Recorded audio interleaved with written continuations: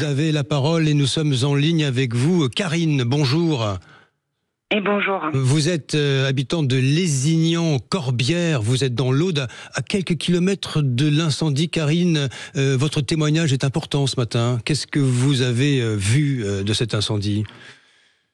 Écoutez, moi j'ai surtout vu dans le ciel énormément de nuages et le brasier puisque les flammes montaient très haut.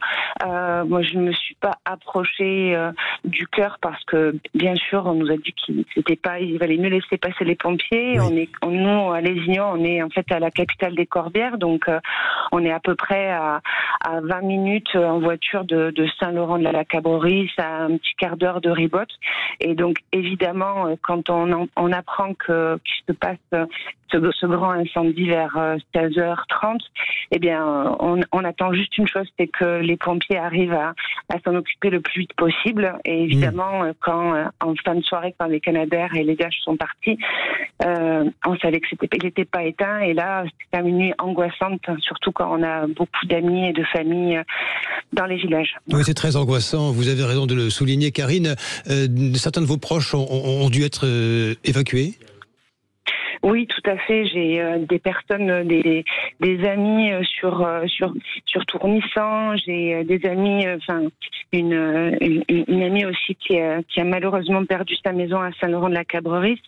Je travaille dans ma profession. Je travaille avec le président de notre association, c'est le maire de Saint-Laurent, et là il vit vraiment une situation catastrophique, et vraiment catastrophique. Donc voilà, on est tous dans une grande émotion. Ouais, alors vous rappeliez que Lézignan-Corbière, où vous résidez, est, on va dire, à l'entrée de ce massif frappé par l'incendie. Vous êtes, pour préciser, parce que la géographie, ça compte, vous habitez près de Narbonne, grosso modo, pour la faire simple, et ce feu, il se déplace sur la carte en dessous de vous, il va vers la mer, il court vers la mer.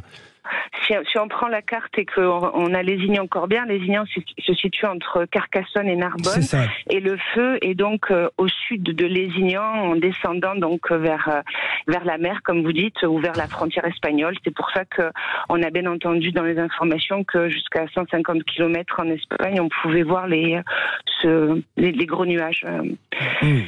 Oui, et c'est vrai que vous faites bien de souligner l'aspect géographique. Ce feu, il court vers la mer, il court vers La Palme, vers Port-la-Nouvelle. Ce feu est censé être arrêté par la mer, ce qui est désastreux en soi, parce que ce sont des paysages que vous aimez, j'imagine, Karine. On est chez vous, en fait, et vous voyez les ravages. C'est un trésor. Oui, c'est ça. C'est un trésor naturel, sauvage et magique. Les personnes, les vacanciers qui viennent ici, c'est pour justement prendre un bol de nature, et tout ce tourisme est là pour la préservation de patrimoine naturel. En plus, bien sûr, sur l'historique et l'architecture, mais le patrimoine naturel, c'est vraiment ce que beaucoup de personnes nous envient. Oui, les touristes qui sont, comme les habitants, priés d'évacuer, qui sont fléchés vers d'autres destinations. Ceux de La Palme ont dû s'installer à Port-la-Nouvelle. Karine, vous savez, on pose toujours cette question, mais pourtant elle est essentielle. Votre ressenti ce matin, on l'entend dans votre émotion, c'est la sensation de... Vous savez, moi j'ai vécu les incendies de la même façon ailleurs, en d'autres temps, en Corse, c'était la même chose. Vous vous réveillez le matin, il n'y a plus rien devant vous, tout est ravagé jusqu'à la mer. On ressent quelque chose c'est à la fois effrayant et une sensation de désastre, d'un immense gâchis, Karine. Ah, mais complètement. C'est-à-dire que là, c'est un ravage, c'est l'apocalypse, vraiment. C'est effroyable. C'est des mots. On n'est pas dans une salle de cinéma. Là, c'est le vivant, c'est la terre qui pleure, c'est les humains qui pleurent, c'est les animaux, malheureusement aussi les animaux sauvages. On n'en parle peut-être pas, mais on en a beaucoup qui ont dû périr.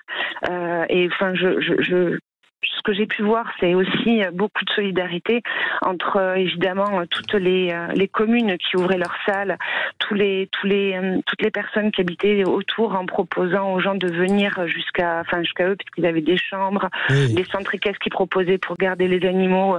Voilà, il y a une solidarité vraiment exceptionnelle, et des fois c'est dommage que ce soit dans ces cas-là où on la voit, cette solidarité. On aimerait bien qu'elle s'exprime tout le temps tous les cas. Merci. Exactement. Merci Oui. Karine, merci pour ce témoignage en direct de Lézignan, Corbière.